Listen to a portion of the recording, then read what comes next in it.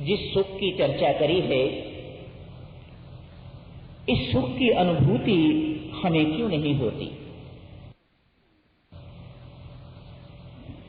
क्या हम आंसुओं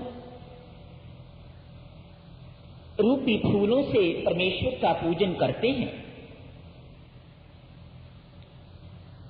यदि नहीं, तो फिर जिस अनुभूति की, जिस सुख की चर्चा हुई है, उसका अनुभव कैसे हो पाएगा? बातें तो वही हैं जो कही जा चुकी हैं, पर कुछ एक दृष्टांतों के माध्यम से आपकी सेवा में संभवतः ये अधिक स्पष्ट हो सकेंगे। चर्चा चल रही थी, भगवान शिव हलाहल विष पी गए। जब उनसे पूछा गया, किसके बल पर आपने ये विष पिया? समुद्र मंथन से कोई 1 ग्राम विष तो नहीं निकला होगा। इतना भारी मात्रा में विष आपने किस बल पर पी लिया? और उन्होंने बड़ा स्पष्ट उत्तर दिया, बड़े विश्वास के साथ, मैंने अपने मुख में राम शब्द रख रखा है, उसी के बल पर मैं ये विष पी गया। विष को मैंने राम से मिला दिया तो विश्राम हो गया। ये प्रश्न तो हमारे सामने भी उठना चाहिए। क्या हमारे मुख में राम नहीं है? हम विष क्यों नहीं पी सकते? हम दुख क्यों नहीं सह सकते? हमें सुख की अनुभूति क्यों नहीं हो सकती? हम शोक क्यों नहीं सह सकते? क्या बात थी ऐसी? भगवान शिव भी उसकी नाम की उपासना करते हैं जिसकी हम करते हैं, लेकिन वो तो इस विश्वास पर विष पी गए अकेले, किसी को हिस्सेदार नहीं बनाया। हमारे ऊपर इतना सा संकट आता है तो हम चाहते हैं इस संकट को दूसरे बांधे। भगवान शिव ने इसको बांधा नहीं, संकेत दिया, दुख सहना हो तो अकेले सहो, सुख सहना हो तो बांट के सहो। सुख दोगे तो सुख मिलेगा, बांटो उसको, जितना बांटोगे उतना अधिक मिलेगा, ये परख के देखिएगा। तो क्या बात थी ऐसी? एक शब्द में यदि कहा जाए तो भगवान शिव को विश्वास का प्रतीक कहा जाता है, मां पार्वती को श्रद्धा कहा जाता है। इन्हीं दोनों के पुत्र विश्वास और श्रद्धा से उत्पन्न हुए गणेश जी महाराज, दोनों के प्रतीक, बुद्धि एवं विवेक के प्रतीक, बुद्धि के सागर इन्हें कहा जाता है। एक कथा इस प्रकार की आती है, देवताओं में होड़ लग गई, प्रथम पूजा का अधिकारी कौन है? ऐसी ही होड़ जैसे हमारे अंदर है, हम भी तो इसी दौड़ में लगे हुए हैं। प्रथम पूजन का अधिकारी, अधिक से अधिक मान प्राप्ति के अधिकारी, यही तो दौड़ हमारी भी है। किसी भी क्षेत्र में आप देख लीजिएगा, यदि देखा जाए तो यही दौड़ है, लक्ष्य ही है। किसी भी क्षेत्र में घूम के देख लीजिएगा, व्यापार है, कर्म है, संगीत है, किसी क्षेत्र में देख लीजिएगा एक ही होड़ दिखाई देती है, मान सम्मान प्राप्ति की होड़। प्रथम पूजन का अधिकारी कौन है? भगवान शिव ने एक मापदंड निर्णित कर दिया, जो देवता सारे ब्रह्मांड का चक्कर लगा के, परिक्रमा लगा के सबसे पहले मेरे पास आ जाएगा, उसके लिए घोषित कर दिया जाएगा ये प्रथम पूजन का अधिकारी है। बड़ी मामूली सी बात है, देवताओं के लिए विभिन्न उनके पास वाहन है, बड़े तेज तेज चलने वाले। ठीक है महाराज, हर कोई अविलंब देरी नहीं करी, कुछ सोचा नहीं, कुछ विचारा नहीं, सोचने का समय ही नहीं, क्यों पहले आना है। सबके सब देवता अपने अपने वाहन पर चल पड़े हैं।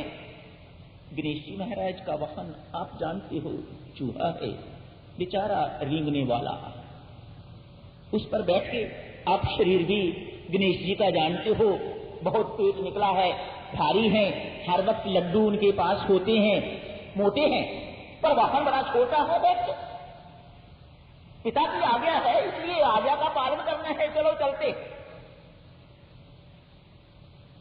तो बेचारे बहुत पीछे हैं। देवी देवताओं की पति पत्नियां इत्यादि जो भी कोई उनका परिवार है, वे सब उन पर हंसते हैं। हम तो इसे बुद्धि का सागर मानते थे, लेकिन ये कितनी मूर्खता की बात कर रहा है। कहा ये लोग और कहा ये मूसा, ये वह कहां ले जाएगा? देव ऋषि नारद आगे से आ गए हैं ये सारा तमाशा देखने के लिए, कौतुक देखने के लिए। देव ऋषि नारद को सभी देवी देवता आते देखते हैं, लेकिन कोई रुकता नहीं, प्रणाम तक नहीं करते। कौन इससे मुंह लगाएगा? ये बड़ा बातें करने वाला है, इस वक्त समय है नहीं व्यक्त होने के लिए। एक बात करेंगे, प्रणाम करेंगे तो ये आगे से अनेक बातें करेगा, इसलिए नजर छुपा के चलते जाते हैं, कोई नहीं रुकता। क्यों? पहले पहुंचना है, प्रथम पूजन का अधिकारी बनना है। वही दौड़ जिसकी दौड़ में सारा संसार दौड़ रहा है, वही दौड़ देवी देवताओं के अंदर नहीं रुके। गणपति जी महाराज बहुत पीछे हैं। दूर से देखा देव ऋषि नारद आ रहे हैं तो अपने वाहन से उतर गए, प्रणाम किया, साष्टांग दंडवत प्रणाम किया।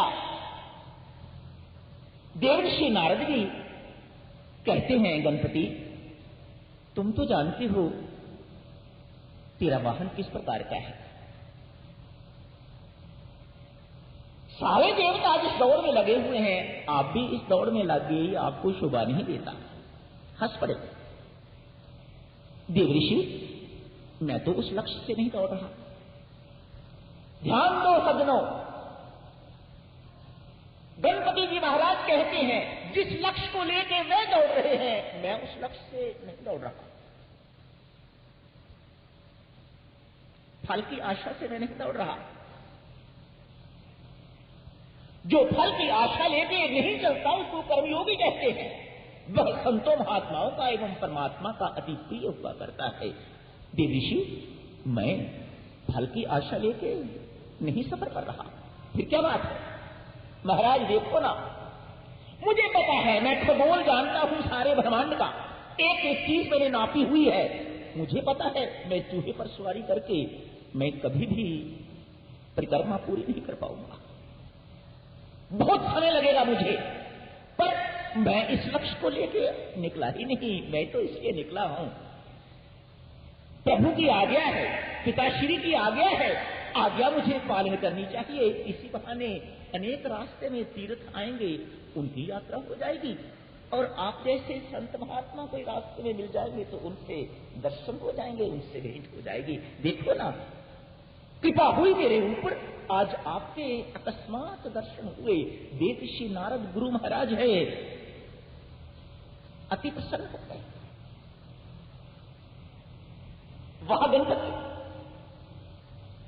मैं जैसा समझता था तूने वैसा ही उत्तर दिया और वैसा ही किया, शाबाशी दी और कहा बेटा अभी राम शब्द यहां लिख। एक परिक्रमा लेके भगवान शिव की जाके गोदी में जाके बैठ जा, ऐसे करके मैं आया हूं, मेरी परिक्रमा पूर्ण हो गई। पूछेंगे कैसे तो बोलना। सोचो ना भक्तजनों, इस नश्वर संसार के मूल में कौन है? वही अनश्वर ना, सत्य मूलक है रचना सारी, स्वामी जी महाराज ने लिखा है। इस रचना के पीछे मूल में कौन है? इस सारे संसार के मूल में कौन है? वही राम, जिसका आप चक्कर परिक्रमा लगा के जा रहे हो। जाओ, आप ही प्रथम पूजनीय हो, आप ही प्रथम पूजा के अधिकारी हो। गुरु ने एक युक्ति बता दी।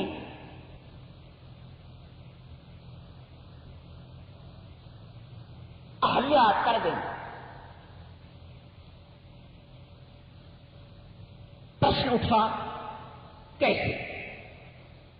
क्या भगवान के चरणों से या भगवान की चरण धूलि से? देखो विश्लेषण करने वाले किस प्रकार का विश्लेषण करते हैं। हम जैसों को चरणों में और चरण धूलि में कोई अंतर नहीं दिखाई देता, लेकिन जो पढ़ने वाले हैं, समझने वाले हैं, वह प्रश्न करते हैं अहल्या तरी किससे? भगवान के चरणों से या चरणों की धूली से? धूली तो जनकपुरी आते आते भगवान को मिली, पहले नहीं। और यदि चरणों से तरी तो क्या अयोध्या में इससे पहले पत्थर नहीं थे? लेकिन कोई कहता तो नहीं है कि अयोध्या का कोई पत्थर तर गया। बड़ा प्रश्न चिन्ह। चरणों से तरी अहल्या या चरण धूली से तरी? भगवान से यह प्रश्न पूछा गया। महाराज आप ही निर्णय कीजिएगा। भगवान श्री राम बड़ा सुंदर उत्तर देते हैं। कहते हैं भक्तजनों, मात्र राम शब्द की रटन करते रहोगे तो वह मेरे चरणों के तुल्य है, उससे कुछ विशेष बात बनने नहीं वाली।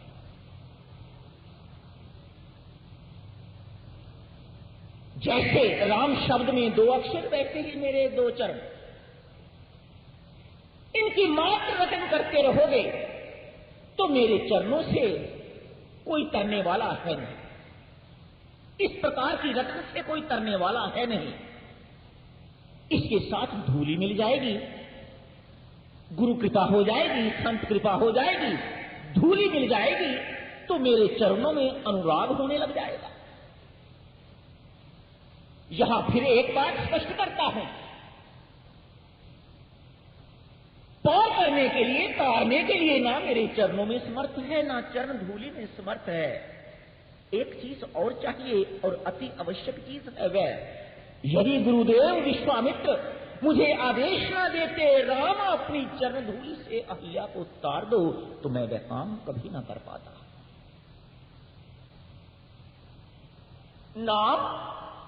नाम के साथ अनुराग, नामी के प्रति अनुराग, और फिर उसके ऊपर गुरु कृपा जब तक नहीं होती। बड़े ढेर की बातें हैं भक्तजनों, ये बहुत बातें खोली भी नहीं जा सकती, पर यदि गुप्त रखता हूं तो अपने आप को दोषी मानूंगा। ये बातें स्पष्ट होनी चाहिए। आप जैसे मर्जी इसे समझिएगा, पर यदि गुप्त रखता हूं तो मैं अपने आप को दोषी ही मानूंगा। गुरु कृपा ही ऐसी है भक्तजनों, आपको जाप करते करते गुरु देख के जब थक जाता है, ये थक गया है आप, और मैं भी इसे देख के थक गया हूं। जब वह परमेश्वर से प्रार्थना करता है, परमात्मा इस भक्त की मैं साक्षी देता हूं, इसने बहुत जप किया है, अब इसके ऊपर कृपा कर दो, तो कृपा होती।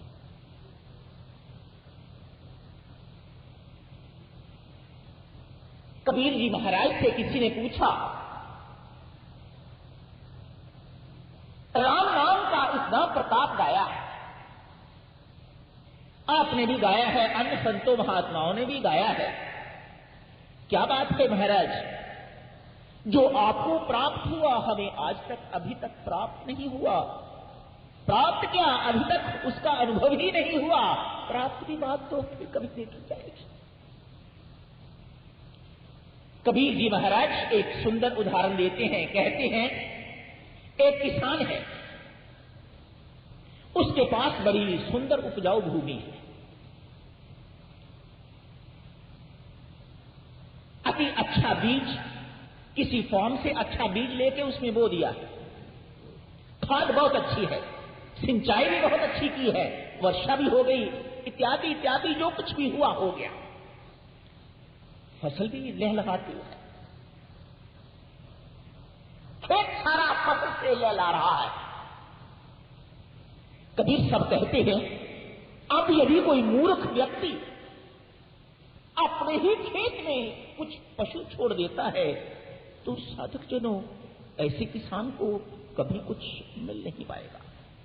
फसल तैयार है, स्वयं ही तैयार करी, लेकिन पशु छोड़ के चला दिया उनको, तो फसल किसान के हाथ नहीं आएगी। कबीर सब कहते हैं, यही हालत बिल्कुल हमारी है। नाम की कमाई बहुत करते हैं, बहुत जपते हैं, लेकिन कामना रूपी पशु बीच में छोड़ के सारी की सारी फसल हम बर्बाद कर देते हैं, उनको चरा देते हैं। इसलिए भक्तजनों, बड़ी सुंदर बात श्री राम लक्ष्मण जी के साथ जब विश्वामित्र की यज्ञ पूर्ति के लिए आए हैं, जानते हो सबसे पहले किसको मारा? याद है ना आपको? सबसे पहले महर्षि विश्वामित्र ने कहा ये ताड़का मिलने वाली है, सबसे पहले इसको मारो। क्यों?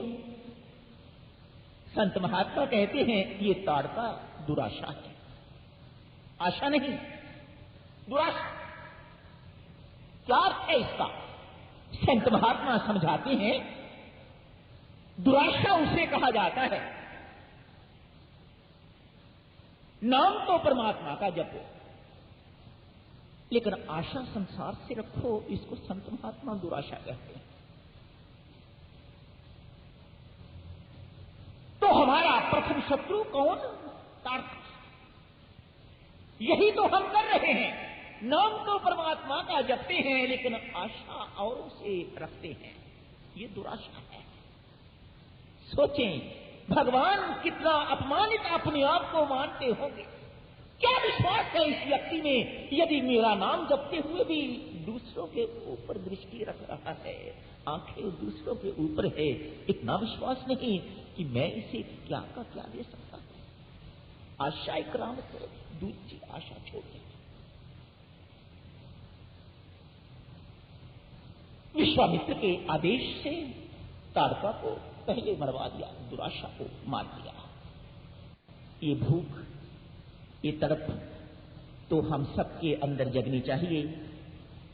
भजन में जिस सुख की आज चर्चा करी गई है, उस सुख की अनुभूति जब तक हमें नहीं होती तब तक हमें चैन नहीं आता। भक्तजन, हमारी बेचैनी का कारण ही एक है कि उस सुख की अनुभूति आज तक नहीं हुई, इसलिए बेचैन बने हुए। परमेश्वर तेरी कृपा हो, तेरी कृपा से उस सुख की अनुभूति कभी भी तो करवा दे, कभी भी हो जाए तो जन्म जन्मांतरों की बेचैनी हमारी दूर हो जाएगी। कृपा कर हमारे ऊपर, कृपा कर, कृपा कर, कृपा कर। मैं अपना मन हरि संग जोड़ा, हरि सो जोड़ सभी से तोड़ा। साधुजनों, पहला भाग तो संभव हो सकता है, प्रयत्न के बाद, लाख प्रयत्न के बाद परमेश्वर की कृपा से, गुरु कृपा से पहला भाग तो संभव हो जाता है, लेकिन दूसरा भाग असंभव ही बना रहता है। सबसे टूटती नहीं है, परमेश्वर से जुड़ सकती है लेकिन सबसे टूटती नहीं है। ये बहुत कठिन बात है। मोह छूटता नहीं। कहना बहुत आसान है, करके दिखाना बहुत कठिन। अविनाशी सुख की चर्चा कुछ सप्ताह से चल रही है। अविनाशी सुख ऐसा सुख जिसे प्राप्त करके फिर और कुछ प्राप्त करने की चाह नहीं रहती। पिछले कुछ सप्ताह से इसी सुख की चर्चा चल रही है। आज इस चर्चा को विश्राम देने का प्रयत्न करते हैं। अविनाशी सुख अर्थात सर्वोत्कृष्ट सुख, सदा रहने वाला सुख, सबसे बड़ा सुख, सबसे ऊंचा सुख, आत्यांतिक सुख जिसे कहा जाता है, परमानंद जिसे कहा जाता है, शाश्वत शांति जिसे कहा जाता है, परमात्मा का मिलन जिसे कहा जाता है, भगवत प्राप्ति जिसे कही जाती है, राम मिलन जिसे कहा जाता है, आत्मा का साक्षात्कार जिसे कहा जाता है, परमात्मा का साक्षात्कार जिसे कहा जाता है, उसी को अविनाशी सुख कहा जाता है। परम धाम भी इसे ही कहा जाता है। मानो मानव जन्म की उच्चतम उपलब्धि, एक ही उपलब्धि जिसके लिए ये मानव जन्म मिला है, वो है अविनाशी सुख की प्राप्ति। जब तक ये प्राप्त नहीं होता तब तक जीवन कृत्य नहीं होता, अधूरापन बना रहता है।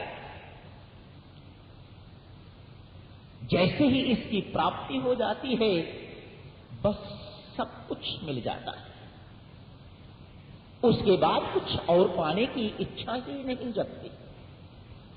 तुम्हें पाके सब कुछ पा लिया।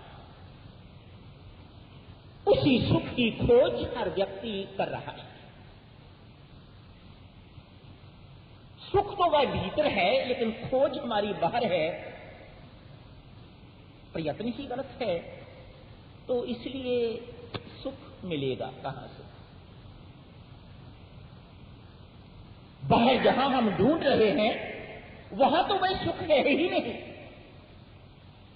आप कहोगे नहीं, ये झूठ बोलता है, सुख तो है, खाते हैं सुख मिलता है, भोग भोगते हैं सुख मिलता है, पुत्र जन्मता है सुख मिलता है, इत्यादि इत्यादि सुख तो मिलता है, लेकिन वह सुख क्षणिक सुख है।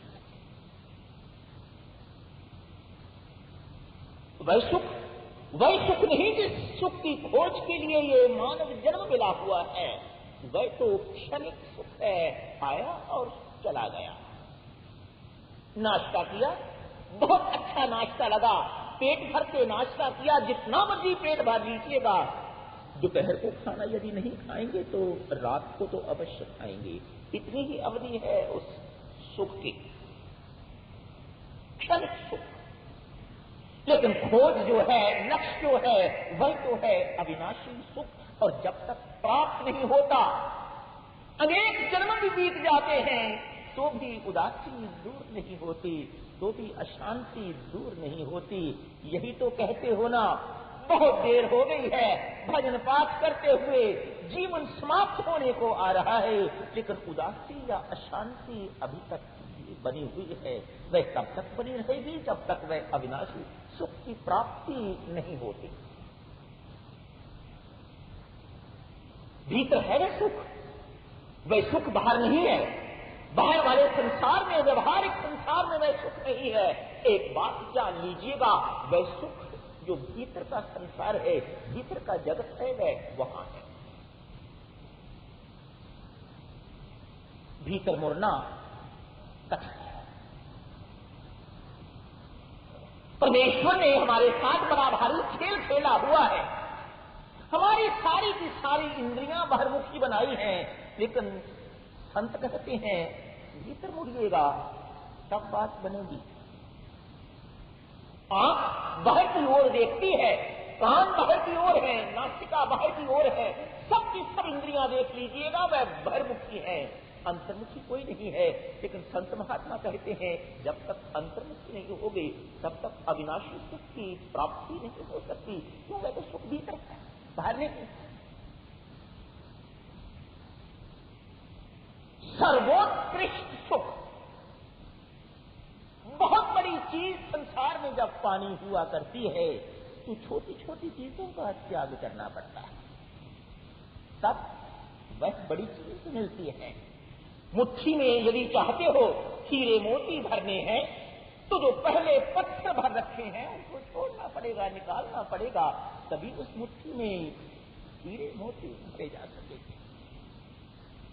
हीरे जवाहरात भरने हैं, पत्थरों की बात छोड़िएगा, चांदी सोना भी यदि मुट्ठी में भर रखा हुआ है तो उसे भी त्यागना होगा, तभी जाके वह उच्चतम चीज की प्राप्ति होगी। एक गांव में बड़ा पुराना प्रसिद्ध मंदिर है, अपर्णा देवी का मंदिर।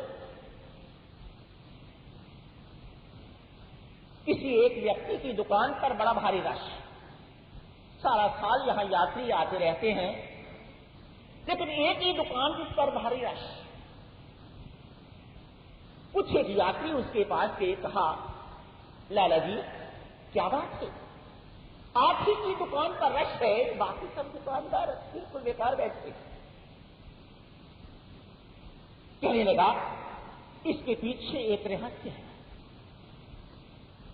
मेरी भी हालत बिल्कुल ऐसी ही थी, मेरी दुकान पर भी कोई नहीं आया करता। खाने के लिए घर में रोटी नहीं, ऐसे ही बैठ गया जैसे और दुकानदार बैठे हैं। एक दिन एक महात्मा आया, मैंने अपनी व्यथा वर्णन करी। महात्मा ने कहा, कुछ पाना ही पाना चाहते हो या कुछ देना भी चाहते हो? मैं उनकी बात समझ नहीं सका। उन्हें कहा, थोड़ा स्पष्ट करके समझाइएगा। महात्मा ने कहा, तुम्हारे घर में कुआं है, पीछे घर है, आगे दुकान है, एक कोने में एक प्याऊ आरंभ कर, लोगों को पानी पिलाना शुरू कर। मैंने उनके कहे अनुसार दुकान के एक ही कोने में एक प्याऊ खोल लिया। कभी मैं बैठता, कभी मेरी पत्नी, कभी मेरा पुत्र पानी पिलाता। घर के ही आंगन में एक पेड़ था, वहां 2-4 चारपाइयां बिछा दी। यात्री लोग आने लग गए, पानी पीते, थोड़ी देर विश्राम करते, फिर पानी पीते। इस प्रकार मेरे घर में और प्याऊ में यात्रियों का तांता लगने लग गया। सारे के सारे ग्राहक मेरी ओर मुड़ने लग गए। अब 2 नौकर भी हैं मेरे पास, तब भी मेरा काम निपटता नहीं। कुछ पाना चाहते हो तो कुछ छोड़ना पड़ेगा, कुछ त्यागना पड़ेगा, इसके बिना काम नहीं चलता। स्वामी राम सुखदास जी महाराज की कथनी बड़ी सुंदर याद आती है। भक्तजनों, जीवन में कुछ भी बन जाओ, बहुत बड़े वक्ता बन जाओ, संगीतकार बन जाओ, विद्वान बन जाओ, कथावाचक बन जाओ, अनेक किताबें लिख डालो, करोड़पति बन जाओ, गुरु की पदवी प्राप्त कर लो, लोगों से जय जयकार करवाओ, यशमान की प्राप्ति होने लग जाए। स्वामी जी महाराज कहते हैं, जब तक संसारिक सुख की चाह बनी रहेगी, तब तक अविनाशी सुख की प्राप्ति नहीं होगी। अविनाशी सुख की चाह मत सोचिएगा, ये चाह ही ना रही तो सुख मिलेगा नहीं। भक्तजनों, चाह छोड़ोगे तो सुख जितना अपेक्षित है उससे कहीं अधिक मिलेगा। चाह छोड़ के देखिएगा। एक जिमीदार बीज बोता है, बीज ही तो प्राप्त करता है, उसके बाद फल भी तो बीज ही है। जो बोता है वही काटता है, वही उसके हिस्से में आता है। मानो प्रचुर मात्रा में आता है, इससे अधिक तो कुछ नहीं होता। लेकिन जो बीज नहीं बोता, यदि वह धरती को खोदता है तो उसे राजा जनक की बात देखिएगा, उसे मातेश्वरी सीता मिली। किसान चाह रख के बीज बोता है, राजा जनक ने चाह रख के कुछ नहीं किया, उसे मातेश्वरी भक्ति की प्राप्ति। इस अविनाशी सुख को कैसे प्राप्त करें? बहुत साधन तो भक्तजनों ज्ञानी लोग बताते होंगे, मैं कुछ बुद्धि आपको कुछ बता नहीं सकूंगा। सुनी सुनाई पढ़ी लिखी छोटी छोटी बातें हैं, वही आपकी सेवा में प्रस्तुत कर सकूंगा, या जो अपने गुरुजनों के जीवन से देखा है वही आपके सामने प्रस्तुत है। भक्तजनों, एक ही साधन, मुख्य साधन हमारे लिए इस परमानंद की प्राप्ति के लिए, वह साधन क्या है? एक शिव के भक्त बड़ी देर भगवान की आराधना करें, भगवान प्रसन्न हो गए, आशुतोष भगवान आ गए, प्रकट हो गए। ये भक्त टुक टुक उनकी ओर देख रहा है, कुछ मांग नहीं रहा। भगवान कहते हैं, अरे मैं तेरे सामने खड़ा हूं, तू कुछ मांग मेरे से, देख क्या रहा है ऐसे? कुछ मांगता क्यों नहीं? वरदान मांग। भक्त हाथ जोड़ता है, महाराज आपके शरीर पर ना कपड़ा, ना कोई आभूषण, मांगू तो क्या मांगू? राख, सर्प, बिच्छू? आपको देख के तो महाराज कुछ देने को मन करता है, ना कि कुछ मांगने। क्या मांगू आपसे? भगवान कहते हैं, वक्त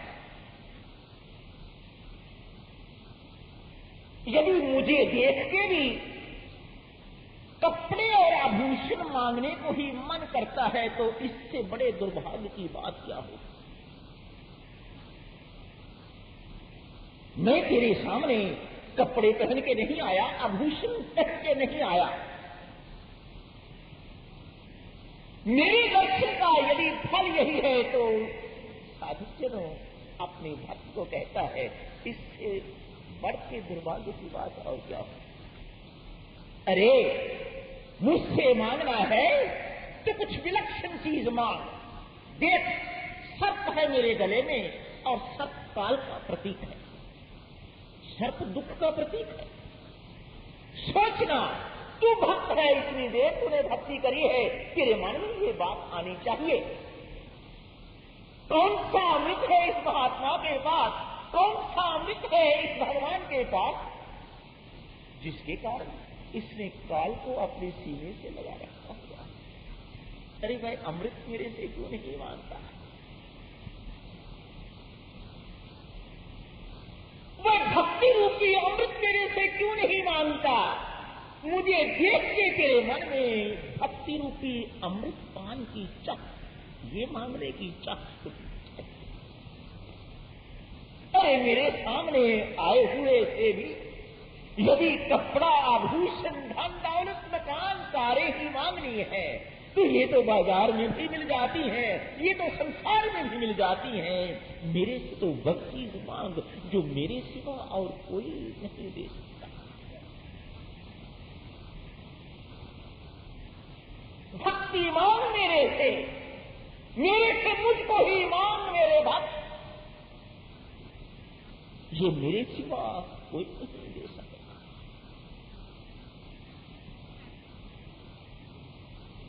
जौहरी के पास जाके कोयला कोई मांगे, होता है उसके पास भी कोयला रखा हुआ है, उसने पीछे कोयला देने के लिए, पर कोयले से तो फिर मुंह काला भी तो होगा, ये भी तो ध्यान में रखने वाली बात है। जौहरी तो बहुत कुछ दे सकता है, उससे वह चीज क्यों नहीं मानते? भक्तजनों, एक ही साधन वहन में आता है, एक ही साधन जो परमानंद की प्राप्ति करवाने वाला है, जो अत्यांतिक सुख की प्राप्ति करवाने वाला है, जो अविनाशी सुख की प्राप्ति करवाने वाला है, वह है भगवान के श्री चरणों में प्रीति, उसकी भक्ति। जानते हो, जब आप लोग जप करते हो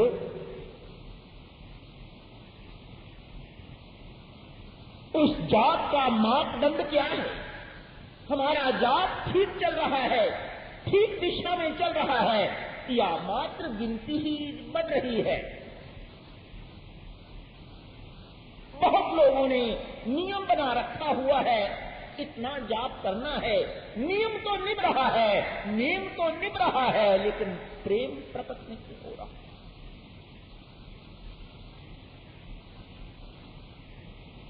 देवताओं एवं राक्षसों ने भगवान को प्रकट करने का साधन भगवान शिव से जब पूछा था, एक ही जवाब दिया, मेरे राम केवल प्रेम से प्रकट होते हैं, इन्हें प्रकट करने का और कोई साधन नहीं है। अरे प्रकट कहां से करना है? भीतर ही तो वह विराजमान है। विश्वास पूर्वक, श्रद्धा पूर्वक, प्रेम पूर्वक उन्हें याद तो करके देखिएगा।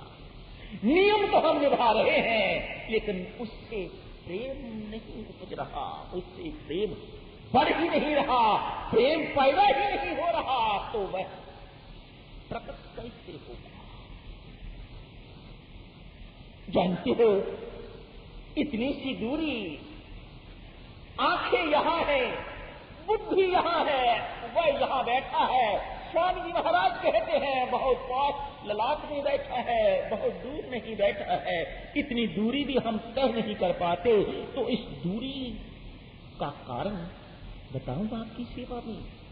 वह ये, हमें स्वामी जी महाराज की, गुरुजनों की बात पर विश्वास नहीं है, हमें परमात्मा में विश्वास नहीं है, इससे हमारी दूरी तय नहीं हो रही, बल्कि और बढ़ रही है। ना गुरु में विश्वास, ना परमात्मा में विश्वास, ना मंत्र में विश्वास। इसलिए ये थोड़ी सी दूरी ना तय होती है, ना कभी खत्म होती है, बल्कि यूं कहिएगा ये दूरी दिन प्रतिदिन बढ़ती रहती है। एक साधन भक्तजनों, इस दुर्बुद्धि व्यक्ति से याद रखिएगा, अनजान अबोध बालक की बात याद रखिएगा, विश्वास पूर्वक श्रद्धा पूर्वक परमेश्वर के श्री चरणों से प्रेम कर डालिएगा। मैं अपना मन तुम संग जोड़ा, तुम संग जोड़ सभी संग तोड़ा। जरा आ शरण मेरे राम की, मेरा राम करुणा निधान है। कैसे आए राम की शरण में? पत्थर तो उतर गए, हमसे बेहतर हैं इसलिए, जड़ हैं हमारी, है तो बड़ी खुशकिस्मती की बात, लेकिन हम इसे दुर्भाग्य में परिवर्तित कर लेते हैं। परमेश्वर ने हमें बुद्धिजीवी तो बनाया है, लेकिन हम इस बुद्धि का दुरुपयोग करते हैं। इसी बुद्धि में है वह अहम बसा हुआ, जो परमेश्वर की शरण में नहीं जाने देता। पत्थर का अहम मर गया हुआ है, वह जड़ है, उसमें अहम नहीं है, इसलिए उसे तरने में कोई कठिनाई नहीं है। अहल्या तर गई क्योंकि उसने अपने आप को जड़ बना लिया था। हमें अपने आप को जड़ बनाना आता नहीं, इसलिए हम तरे तो तरें कैसे, शरण में जाएं तो जाएं कैसे। आइए इसी बात पर थोड़ी आज चर्चा कर लेते हैं। पिछले सप्ताह इसी निष्कर्ष पर पहुंचे थे ना, अविनाशी सत्य की प्राप्ति करनी है तो हमारी साधना के अनुसार एवं अन्य साधनाओं में भी भक्ति ही एकमात्र साधन कहा जाता है, जो हमें उस अविनाशी पद की प्राप्ति करा देती है, उस परमानंद की प्राप्ति करा देती है। अन्य साधन मोक्ष तो प्राप्त करवा देते हैं, लेकिन परमानंद की प्राप्ति जो है वह बिना भक्ति के नहीं होती। ये ज्ञानी भी स्वीकारता है, कर्मयोगी भी मानता है, भक्त भी मानता है, एवं शरणागत तो मानता ही है। ये भक्ति कैसे प्राप्त? जब भक्ति ही एकमात्र साधन है उस परमानंद की प्राप्ति का, उस परम शांति की प्राप्ति का, तो इसे कैसे प्राप्त किया जाए? देवऋषि नारद जो भक्ति के आचार्य हैं, ब्रह्मा जी के बाद उनका दूसरा नंबर आता है भक्ति के आचार्यों में। नारद भक्ति सूत्र में वह वर्णन करते हैं कुछ एक साधन, सभी साधनों का उल्लेख आपकी सेवा में न करके अंत में इस संदर्भ में वह अपना निष्कर्ष निकालते हैं। एक ही प्रमुख साधन है इस भगवत भक्ति की प्राप्ति का। मत सोचिएगा ये अल्पबुद्धि कुछ अपने मन से बोल रहा है, कुछ नहीं बोल सकता। नारद भक्ति सूत्र पढ़िएगा, सब चीज आपको वहां लिखी मिलेगी। क्या साधन है? आरंभ तो करते हैं, भक्ति ही भक्ति का साधन है। एक चिंगारी लगी तो लगते उठने में कोई देरी नहीं लगती। चिंगारी की आवश्यकता है, भक्ति से भक्ति मिलती है। ये चिंगारी भी कैसे लगे? विचार करें। चिंगारी लगाने के लिए या तो कोई दूसरी चिंगारी होनी चाहिए या अपने पास दिया सलाई होनी चाहिए, तो ही तो लगेगी। कैसे लगे? इसलिए अन्य बातों को छोड़ के मेरी माताओं एवं सज्जनों, इस अल्पबुद्धि बालक की बात पर विश्वास करो। देवर्षि नारद की भाषा ये आपके सामने प्रस्तुत की जा रही है, शास्त्र की भाषा आपके सामने प्रस्तुत करी जा रही है। वह कहते हैं किसी सत्पुरुष का संग मिल जाए, किसी सत्पुरुष की कृपा हो जाए तो ही भक्ति मिला करती है। उसकी कृपा के बिना भक्ति नहीं मिला करती। प्रमाण के तौर पर श्रीमद् भागवत में जड़ भरत का नाम आपने सुन रखा है। स्वामी जी महाराज ने जड़ भरत पर कथा लिखी, पढ़ लीजिएगा। आप जानते ही हैं, राजा रघुकुल पालकी लिए जा रहा है, उनको एक व्यक्ति उठाने वाला चाहिए। वह जड़ भरत हट्टा कट्टा है, मोटा ताजा है, उसको पकड़ के पालकी उठाने के लिए रख लेते। जड़ भरत की साधना अद्वितीय, जड़ हो गया हुआ है वह, नाम देखिएगा, बात जब से चली जड़ हो गया हुआ है, इसलिए उसे करने में कोई कठिनाई नहीं। कठिनाई तो हमें जो अभी तक जड़ नहीं हुए। भक्त जड़ हो गया हुआ है, रघुकुल को उपदेश देता है। राजन पढ़िए श्रीमद् भागवत, इस संदर्भ को। राजन, भक्ति या ईश्वरीय प्रेम किसी तपस्या का फल नहीं है। जड़ भरत के शब्द सुनिए माताओं, ये किसी तपस्या का फल नहीं है।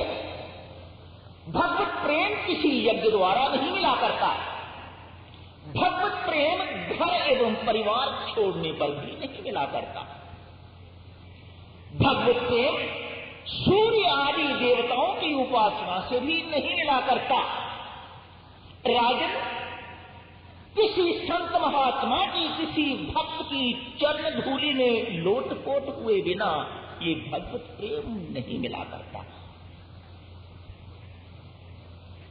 कोई संत महात्मा, कोई भक्त भगवान का जो अति प्रिय है, उसकी चरण धूलि मिल जाए तो उसमें जो व्यक्ति लोटपोट हो जाए, मानो उसकी चरण शब्द जो ग्रहण कर लेता है, वह उसे स्वीकार कर लेता है, तो उससे वह निहाल होके भक्ति दे देती है।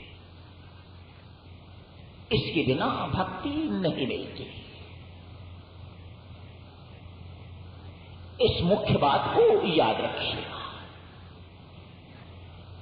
एक बात इसके साथ ही मिलती जुलती और ये तो बात स्पष्ट हुई, शास्त्र कहते हैं, भगवान अपने श्रीमुख से भी कहते हैं, मेरे से प्रेम क्या मांगते हो? मैं तो स्वयं प्रेम का भूखा हूं, मेरे पास प्रेम नहीं। उनके पास जाओ जो प्रेम के धनी हैं, मेरे प्रेमी हैं, मेरे भक्त हैं, जो संत महात्मा हैं, उनसे प्रेम जाके मांगो, उनसे जाके भक्ति मांगो, उनसे भक्ति मिलेगी। मेरे पास भक्ति नहीं है। मुझे लगता है भगवान थोड़ी संतों महात्माओं की अधिक बढ़ाई कर रहे हैं, ये उनका बड़ापन है। संत महात्मा भी भक्ति कहां से देगा?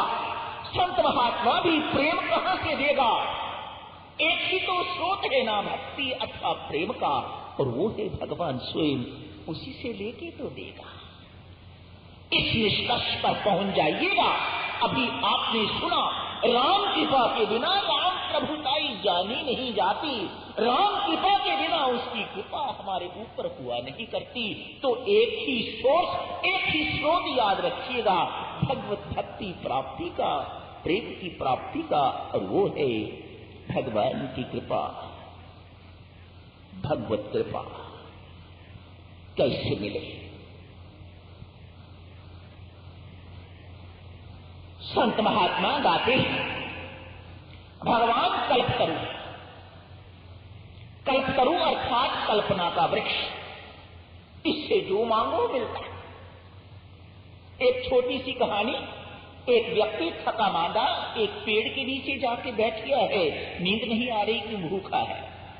मन में आया इस वक्त भूखे को कहीं से कुछ खाने को मिल जाए क्या अच्छा है। कल्पतरु था। कल्पतरु मानो हमारी हर मनोकामना को पूर्ण करने वाला, इसलिए स्वादु भोजन बड़े सुंदर थाल में सजा हुआ उस व्यक्ति के सामने आ गया। खा लिया। पेट भरा, विश्राम करने को मन किया। मन में आया यदि इस वक्त विश्राम का भी कोई साधन बन जाए, चारपाई मिल जाए, अच्छा बिस्तर मिल जाए तो आराम कर लूं। चारपाई आ गई, बिस्तर लग गया। सोने लगा तो मन में विचार आया, निर्जन वन, एकांत, यहां कोई नहीं। इसी वक्त कहीं कोई भूत आ गया और मुझे खा लिया तो भूत आ गया, खा गया। यही हाल तो हमारा है।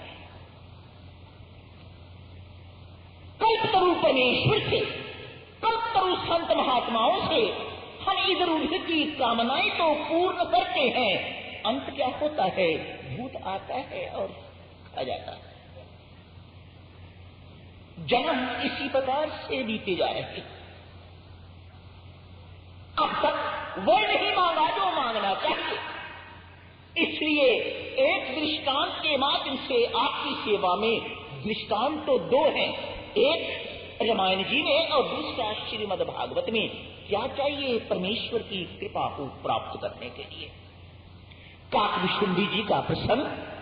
काकभुशुंडी जी महाराज बाल राम से खेलने के लिए अयोध्या में जाते हैं, राजा दशरथ के आंगन में। ये उनका नित्य का काम है। हर युग में जाते हैं, हर युग में राम अवतरित होते हैं, हर युग में काकभुशुंडी जी बालराम से खेलते हैं। आज मां कौशल्या ने मालपुआ खाने को दिया है भगवान राम को।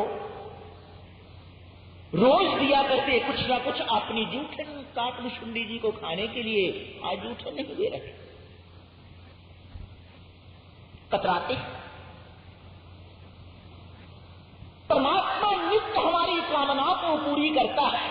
सोच विचार के देखना भक्तजनों, उसके अतिरिक्त इस संसार में कोई ऐसा नहीं है जो हमारी कामनाओं को पूर्ण करता है। कभी किसी रूप में आके करता है, कभी किसी रूप में आके करता है। पति के रूप में, बाप के रूप में, पुत्र के रूप में, आचार्य के रूप में, अनेक रूपों में आके वह हमारी कामनाओं को पूर्ण करता है। आज काकभुशुंडी जी की कामना पूर्ण नहीं हो रही, इसलिए राम के प्रति संदेह मन में आ गया। कैसा है ये? कहते हैं भगवान उदार है, लेकिन कितना कंजूस है ये। आज अपने मुख से झूठा मालपुआ मुझे नहीं दे रहा। ये राम है भी कि नहीं? है ना हमारे से मिलती जुलती बात। नित्य कामनाएं पूरी होती है तो भगवान, आज किसी कामना पूर्ति में भगवान ने थोड़ी सी देरी कर दी तो संदेह मन में उठता है, ये राम है भी कि ऐसे ही है। अविश्वास, अविश्वास परमात्मा से जीव को दूर ले जाता है। इसलिए काकभुशुंडी जी महाराज बालराम से दूर जा रहे हैं। बीच की बात छोड़िएगा, इतनी बात आगे आगे काकभुशुंडी पीछे पीछे राम की बाह, जैसे हमारे पीछे हमेशा बाह उनकी रहती है। देखो तो, पीछे मुड़ के तो देखो। आपका स्वभाव ही नहीं है। आपका स्वभाव आगे आगे आगे बढ़ने का स्वभाव है। आगे क्या है? आगे देखिएगा क्या है। अभी भविष्य के प्रसंग में पता लगेगा आगे क्या है। गरुड़ जी महाराज को काकभुशुंडी कथा सुना रहे हैं। मैं आगे आगे, कोई ऐसा स्थान नहीं जो मैंने छोड़ा हो। जहां देखूं भगवान की भुजा मेरे पीछे। गरुड़ जी ने कहा, फिर तो आपको पकड़ लिया होगा। काकभुशुंडी कहते हैं ना, पकड़ा नहीं, मात्र 2 उंगल का अंतर रह गया। जब भी मैं देखता मात्र 2 उंगल का अंतर रहा। ये 2 उंगल का अंतर क्या है? आज भगवान भक्त को पकड़ने जा रहे हैं तो भी 2 उंगल का अंतर। श्रीमद् भागवत में श्री कृष्ण लीला में भक्त भगवान को पकड़ते हैं, मां यशोदा बाल भगवान को ओख के साथ बांधना चाहती है, लंबी से लंबी रस्सी लाती है, तो भी 2 उंगल का अंतर भगवान पकड़ में नहीं आ रहे। यहां भी 2 उंगल का अंतर भगवान कृष्ण के संदर्भ में, भगवान राम के संदर्भ में भी 2 उंगल का अंतर। तो ये 2 उंगल का अंतर है क्या? संत महात्मा कहते हैं एक परमेश्वर की अंगुल और एक जीव की अंगुल।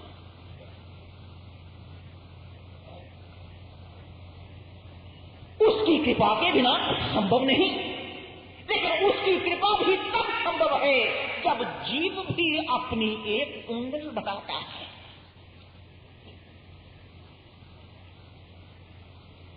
भगवान सर्वसमर्थ होते हुए भी, कल्पतरु होते हुए भी, करुणा निधान होते हुए भी वह कृपा जो वह बरसाना चाहता है वह कर नहीं सकता। क्यों? आपके अंदर जो इच्छा वाली, जो पुकार वाली उंगली है, जो प्रार्थना वाली उंगली है, वह आपने अभी तक बढ़ाई ही नहीं है।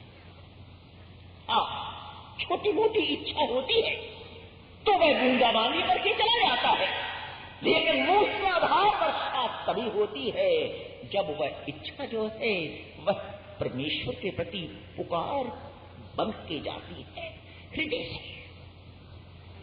इतने वानर गए हुए हैं, ये कोई बात अटपटी नहीं करी जा रही। भगवान चाहते हैं हर साधक साधना करे, जानते हैं रावण कहां है, वानर सेना को कह रहे हैं पूर्व में जाओ, पश्चिम में जाओ, दक्षिण में जाओ, उत्तर में जाओ, इधर जाओ, उधर जाओ। क्यों? जानते हुए भी कि रावण का निवास तो दक्षिण में है, कह रहे हैं ना, सब दिशाओं में जाओ, किसी को नहीं मिले। एक हनुमान जी महाराज को शांति की प्राप्ति हुई, शांति की खोज, भक्ति की खोज एक ही भक्त कर सका और वही हैं हनुमान जी महाराज। अवश्य कोई गुण है ना? क्यों? प्रभु की कृपा उनके ऊपर बहुत है, इसलिए उन्हें प्रभु को पुकारना आता है। वह प्रभु के हृदय को द्रवित करना जानते हैं, वह ऐसी तकलीफ जानते हैं जिससे प्रभु की आंखों में आंसू आ जाते हैं। आज विभीषण भी आ गया है। कब? कौन है विभीषण? हमारी तरह जीव। क्षमा करना, 1-2 मिनट ऊपर हो जाएंगे। आज इस संदर्भ को समाप्त विश्राम ही देने की इजाजत चाहूंगा आपसे। विभीषण कौन है? जी, रावण, उसका बड़ा भाई मोह। ध्यान देना, प्रतीकात्मक शब्द है ये, पर बड़े मापी। आज मोह ने क्या किया? आज मोह ने छाती में टांग मारी है। हमारे साथ नित्य होता है। जिसके प्रति मोह, पुत्र के प्रति मोह, बड़ा खतरनाक मोह। पत्नी के प्रति मोह, पति के प्रति मोह, इत्यादि इत्यादि। जिसके प्रति भी मोह होगा भक्तजनों, वह आपको टांग मारे बिना रह ही नहीं सकता। ये मोह का स्वभाव है। भगवान तोड़ाते हैं, हम जोड़ते हैं। वह टांगे मरवाते हैं, धक्के मरवाते हैं। ध्यान देना, जिनके प्रति आप मोहग्रस्त हो, सोच विचार के देखो, क्या उनसे नित्य अपमानित नहीं होते हो आप? इसी को तो कहेंगे टांग मरवाना। लेकिन हम भी बाज नहीं आते, हम भी छोड़ेंगे नहीं।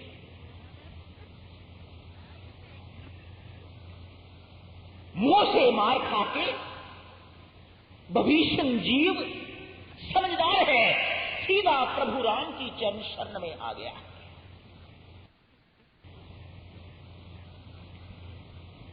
शरणागति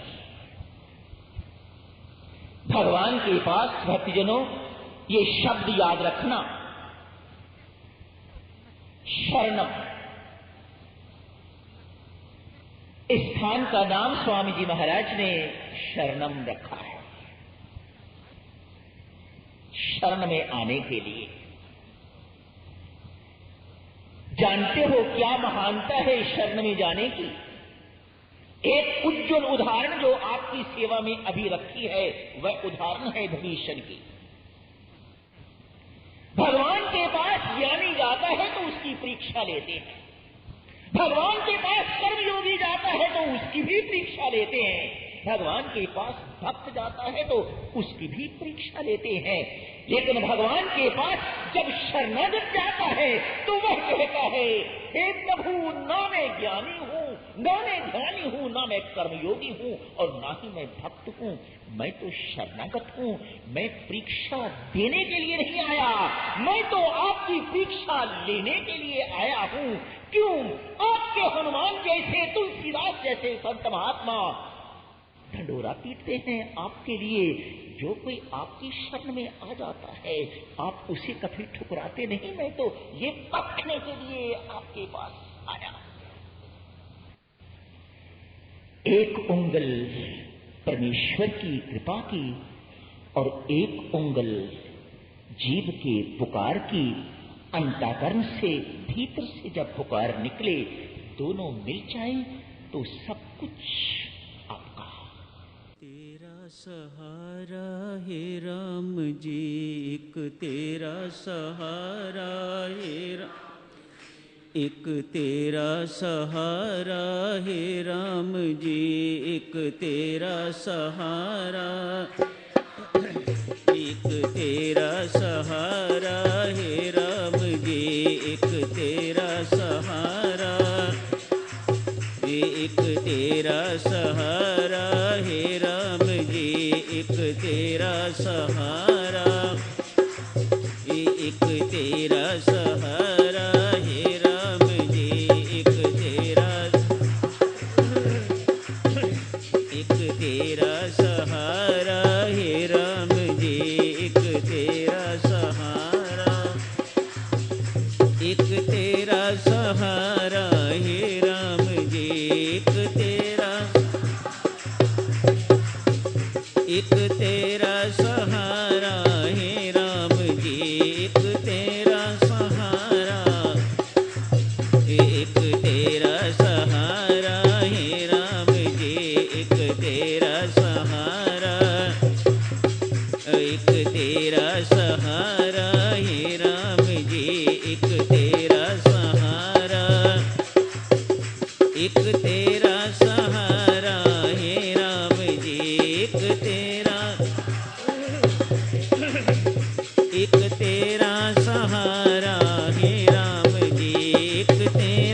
सहारा, एक तेरा सहारा है राम जी,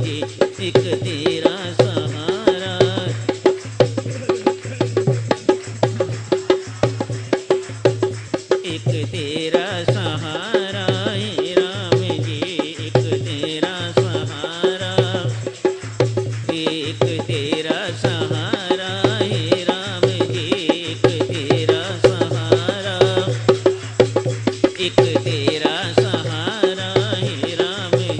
एक तेरा सहारा है राम जी, एक तेरा सहारा है राम जी, एक तेरा सहारा है राम जी, एक तेरा सहारा है राम जी, एक तेरा सहारा है राम जी, एक तेरा सहारा है राम, एक तेरा सहारा है राम जी, एक तेरा सहारा है राम, एक तेरा सहारा है राम जी, एक तेरा सहारा एक तेरा सहारा, एक तेरा सहारा हे राम, एक तेरा सहारा हे राम जी, एक तेरा सहारा, एक तेरा सहारा हे राम जी, एक तेरा सहारा, एक तेरा सहारा हे राम जी, एक तेरा सहारा, एक तेरा सहारा हे राम जी, एक तेरा सहारा हे राम जी, एक तेरा सहारा हे राम, एक तेरा सहारा हे राम जी, एक तेरा सहारा हे राम जी, एक तेरा सहारा हे राम जी, एक तेरा सहारा, एक तेरा सहारा हे राम जी, एक तेरा सहारा हे राम जी, एक तेरा सहारा हे राम जी, एक तेरा सहारा, एक तेरा सहारा हे राम जी, एक तेरा सहारा हे राम, एक तेरा सहारा हे राम जी, एक तेरा सहारा हे राम जी, एक तेरा सहारा हे राम जी, एक तेरा सहारा हे राम जी, एक तेरा सहारा, एक तेरा सहारा हे राम जी, एक तेरा सहारा हे राम जी, एक तेरा सहारा हे राम जी, एक तेरा सहारा हे राम जी, एक तेरा सहारा हे राम जी, एक तेरा सहारा हे राम जी, एक तेरा सहारा हे राम जी, एक तेरा सहारा हे राम जी, एक तेरा सहारा हे राम जी, एक तेरा सहारा हे राम जी, एक तेरा सहारा हे राम जी, एक तेरा सहारा हे राम जी, एक तेरा सहारा हे राम जी, एक तेरा सहारा हे राम जी, एक तेरा सहारा हे राम जी, एक तेरा सहारा हे राम जी, एक तेरा सहारा हे राम